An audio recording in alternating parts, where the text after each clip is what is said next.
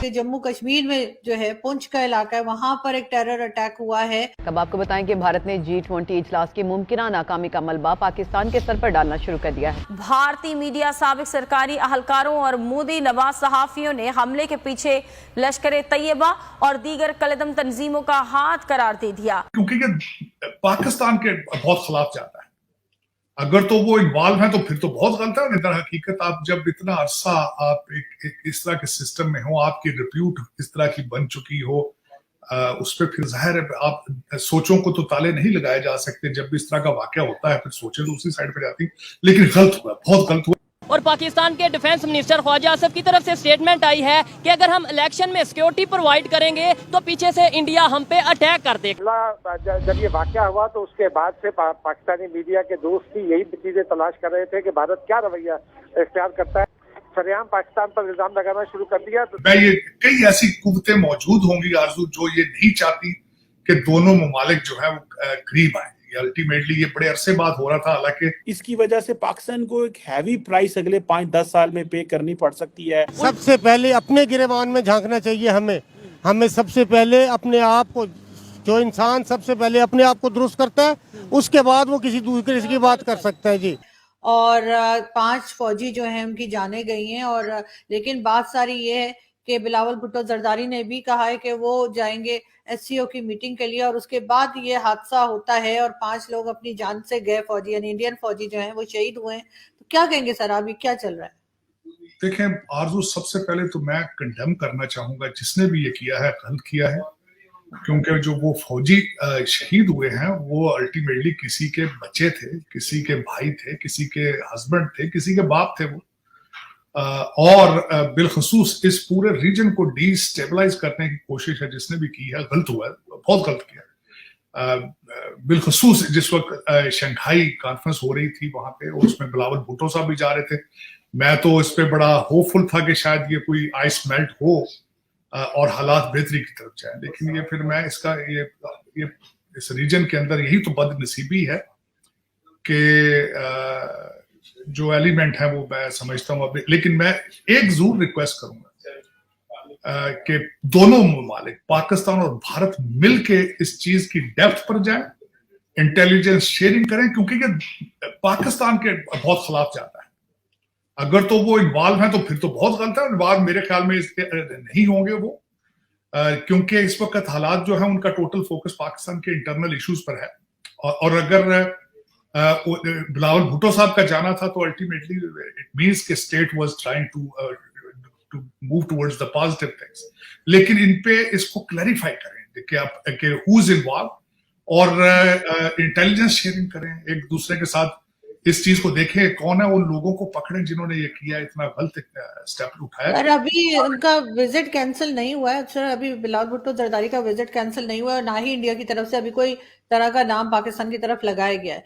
लेकिन लग यही रहा है जो हम पहले देखते रहे हैं माजी में, वही कुछ शायद फिर रिपीट होता हुआ दिखेगा। नहीं आरजू, वही होता है कि दर हकीकत आप जब इतना अरसा आप एक इस तरह के सिस्टम में हो, आपकी रिप्यूट इस तरह की बन चुकी हो, उस पर फिर जाहिर है आप सोचों को तो ताले नहीं लगाए जा सकते। जब भी इस तरह का वाकया होता है फिर सोचे तो उसी साइड पे जाती, लेकिन गलत हुआ, बहुत गलत हुआ। और इसका हल यही है कि एक दूसरे के साथ इंटेलिजेंस शेयरिंग करके जो लोग हैं उनको पकड़ें, और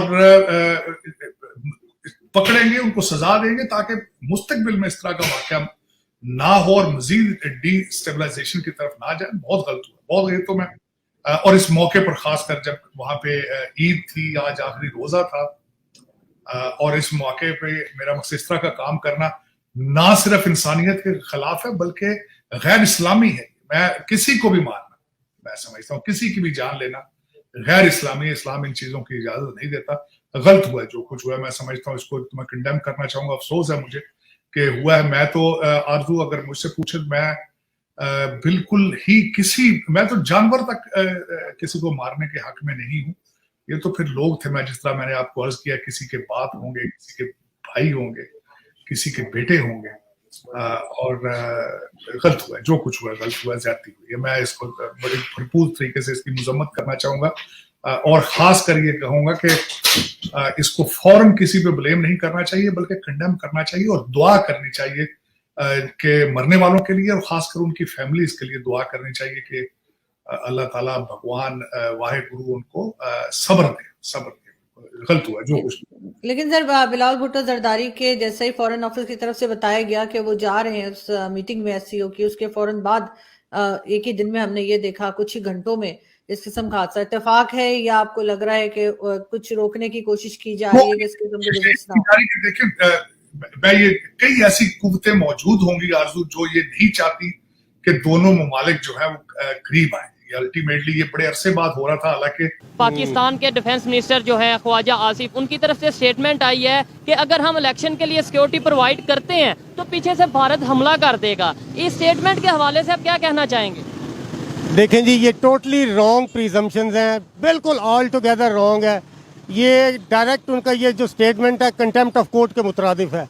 we are the nuclear power, we have the deterrent, और इंडिया की इतनी हिम्मत नहीं है कि हमारी चंद एक फोर्स को हम कन्वर्ट करें अगर इलेक्शन ड्यूटी के ऊपर, तो पीछे से इंडिया हम पे हमला कर दे। ये मुमकिन ही नहीं है जी।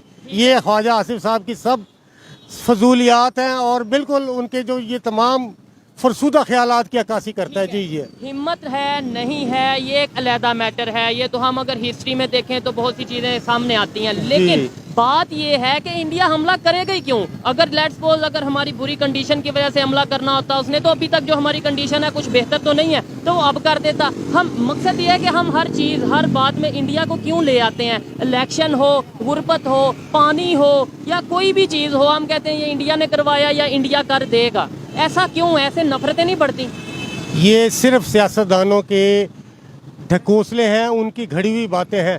इंडिया खुद इस वक्त ये अपने दौर के सबसे बुरे वक्त में से गुजर रहा है, इतने मुआशी क्राइसिस में से गुजर रहा है। पाकिस्तान की हालत तो खैर बहुत ही बुरी है, हम तो डिफॉल्ट के करीब हैं, वो हमसे कदरे बेहतर है, मगर उसकी मुआशी हालत भी, जितना बड़ा वो सेटअप है, जितना बड़ा वो यूनिट है, उसके हवाले से हालत उसकी भी बहुत बुरी है। आपने ये खबर कहाँ से सुनी? मतलब हमने तो ये, हम खबर कवर करते हैं, हमने तो खबर ये सुनी है कि इंडिया दुनिया की 5वीं बड़ी इकॉनमी बन चुका है और आने वाले टाइम में 3री इकॉनमी बनने जा रहा है। हम तो ये सुन रहे हैं कि वो टेक्नोलॉजी में, IT में बहुत ग्रो कर रहा है। ये चीजें हम तो ये सुन रहे हैं, क्या हम गलत सुन रहे हैं? या ये तमाम बातें जो है ये सारी मीडिया से परसीव्ड है और सच नहीं है, नहीं ऑथेंटिक मीडिया से परसीव्ड है ये सारी।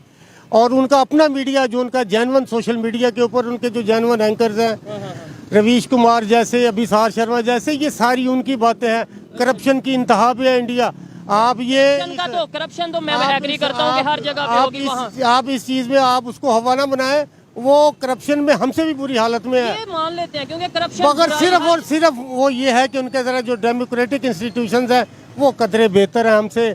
हमारे डेमोक्रेटिक इंस्टीट्यूट आप देख ले कि हमारे सबसे बड़े इदारे सुप्रीम कोर्ट के हुक्म के बावजूद भी इनके लेम एक्सक्यूजेस सामने आ रहे हैं। अटैक कर देगा, ये अटैक कर देगा, टोटल गलत है। उनकी हालत भी बहुत बुरी है। ठीक है, आपकी अपनी ओपिनियन है, मेरी अपनी ओपिनियन है, हक है अपनी ओपिनियन देने का, मे बी आप ठीक हो, लेकिन जो इंटरनेशनल मीडिया कह रहा है, और सेकेंडली उनके जो रिलेशन है रशिया के साथ, अभी आज खबर आई है कि चाइना को काट के US पहले नंबर पे उनका ट्रेड पार्टनर बन चुका है। मतलब बड़े बड़े कंट्री, US हो, चाइना हो, रशिया हो, उनके साथ ट्रेड कर रहे हैं, इस्लामिक कंट्री उनके साथ ट्रेड कर रहे हैं। हमारे रिलेशन इंटरनेशनल लेवल पे और इंडिया के रिलेशन आप कहाँ पे देखते हैं? ये बात देखें ना, वो अपनी करप्शन में भी अपने मुल्क की मफाद को पहले रखते हैं।